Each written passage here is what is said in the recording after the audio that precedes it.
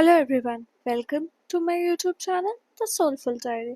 आज के वीडियो में हम बात करेंगे टी.एस. एलियट की poem to the Indian who died in Africa के बारे में। पोएट के बारे में हम पहले एक वीडियो में डिस्कस कर चुके हैं जिसका लिंक डिस्क्रिप्शन में है। चलिए आज पोम को इन डेप्थ डिस्कस करते हैं। पोम को इन डेप्थ डिस्कस करने से पहले जान लेते हैं उसके कुछ की फीचर्स। ये जो पोम है ये कब लिखी गई है? After the bore war between 1899 to 1902, which was fought between the British and the Dutch settlers over the colonization of the Cape area in South Africa. As India was a British colony at that time, the Indians fought with the British against the Dutch in this war.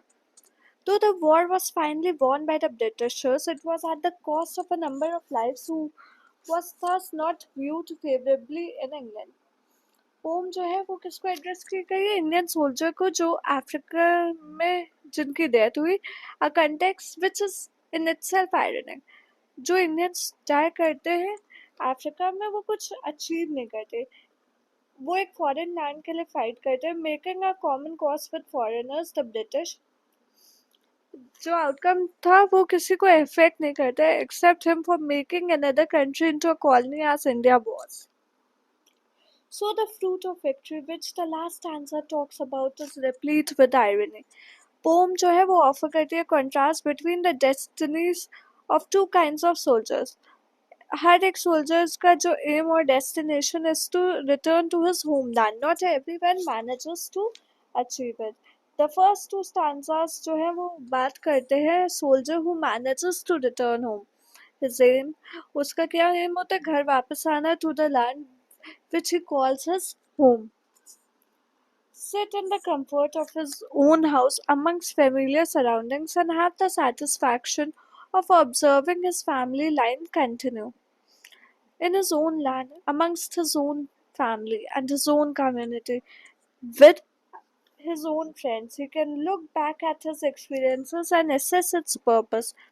It is relevant to note that the memories are dominated by foreign lands, foreigners, and people who are strangers to one another. Eliot here affects a sense of alienation in the returned soldier who talks of alienation things amongst familiar men. It is almost as if he becomes distant from them by his memories. जो next stand है वो soldier who does not manages to return, जो वापस नहीं आ पाता है, जिसकी वहीं डेथ होता है। although उसकी डेस्टिनेशन क्या होगी? To reach his home land, but his destiny is to die fighting in an alien land. Eliot जो है वो इंसिस्ट करता है that his soldier too manages to make his destination correspond to his destiny. By dying, he claims the alien land as his own land and thus in a way achieves his destination. Poet जो है वो play करता है with the obsession for claiming a piece of land as one's own as a natural human urge. At the personal level, it is desire to return to one's own hearth, and at the public level, it can be a war of possession which can claim many lives. The poet thus questions the purpose of war, ironically calling it fruitful not because he sees it as heroic, but because the ones who fight and die in war too manage to claim that land as their own in their death, a purpose which none would have foreseen when alive. चलिए pome को in depth discuss करते हैं। Stanza 1. A man's destination is his own village, his own fire, and his wife's cooking. To sit in front of his own door at sunset and see his grandson and his neighbor's grandson playing in the dust together. तो poet यहाँ हमें क्या बता रहे हैं कि जितने भी मतलब सोल्जर्स होता है उनका एक ही एम होता है to return to their own country among his own people. वो रिलैक्स करना चाहता है अपने और अपने हाउस की वार्मथ को फील करते हुए वहीं पे रहना चाहता है, और जो उसके फेमिलियर कंफर्ट है, उसका हाउस है, उसके वाइफ के कुकिंग, वो सब वो एंजॉय करना चाहता है। The terms own fire and his wife's cooking, besides referring to literal facts, also suggest an atmosphere of comfort, a sense of belongingness and ease. वो अपने लास्ट डेज कहाँ स्पेंड करना चाहते हैं अपनी लाइफ के? With the knowledge that his family line, the reference of his grandson is pros, and वो बिल्कुल ठीक है। A sense of belonging is not just limited to his own family but also include one's community. That is why the poet refers to the man's sense of satisfaction in watching his grandson and his neighbor's grandson playing together. जो first stanza है वो picture paint करता है of a tight net community to which all human beings relate and the sense of achievement one feels when comfortably ensconced within one's familiar surroundings. Stanza 2. Scarred but secure, he has many memories which return at the hour of conversation, the warmth of the or the cool hour, according to the climate of foreign men who fought in foreign places, foreign to each other. जो soldier war से वापस आते हैं वो क्या memories wounds लेके आते हैं जो उन्हें वॉर में मिले हैं। अब वो जो है सेफ है घर पे बट बहुत सारी मेमोरीज एक्सपीरियंसेस है वे जो वो अपने फ्रेंड्स और फैमिली के साथ शेयर करते हैं। दैट जो आज जब वो शेयर करते हैं मेमोरीज इधर भी वार्म और cool depending on this place कि वो कहाँ पर है। This line reminds us that the returned soldier can be of any nationality, yet their urge to come home and share their memories of the battle remains the same across countries. जो memories वो share करते हैं अपने friends और foreigners के साथ and people who fought in strange lands and of people who were strangers to them, repetition of foreigners deliberately juxtaposed against the previous stanza's repetition of own. In this stanza, it is a deliberate contrast against the sitting safely ensconced in one's own familiar surrounding amongst one's own friends, but one's memories are all about strangers and foreign lands. Stanza 3. A man's destination is not his destiny. Every country is home to one man, and exile to another. Where a man dies bravely, at one with his destiny, that soil is his. Let his village remember. जो first to स्टांसास है वो बात करते हैं उन soldiers के बारे में जो लकी होते हैं और वो घर वापस आ जाते हैं। वहीं ये जो थर्ड स्टांसा है इसमें उन सोल्जर्स के बारे में बात हुई है जो लकी नहीं होते वापस आने के लिए। ये stanza जो है repeat the first line of the first stanza with the difference. What a man wants need not be the same as what fate has in store for him. एक कंट्री जो किसी के लिए होमलैंड हो मतलब उसका घर हो दूसरे के लिए एलियन हो सकती है बट जहाँ वो मरता है फाइट करते हुए if it is even a alien land becomes his home. The poet is here referring to the Indian soldiers who died fighting in South Africa during the Boer War. उनके लिए वो south Africa क्या एक उनकी homeland बन गई। Let the people of their home remember this when they claim their soldiers as their own. फिर stanza में जो है ये बात होती है of those who did not manage to return home, of those who died in a foreign land, yet manages to convey a sense of belonging. For these soldiers, achieve something which those who return cannot forget, even in the satisfaction and comfort of their homes. They claim that the alien land as their own in death.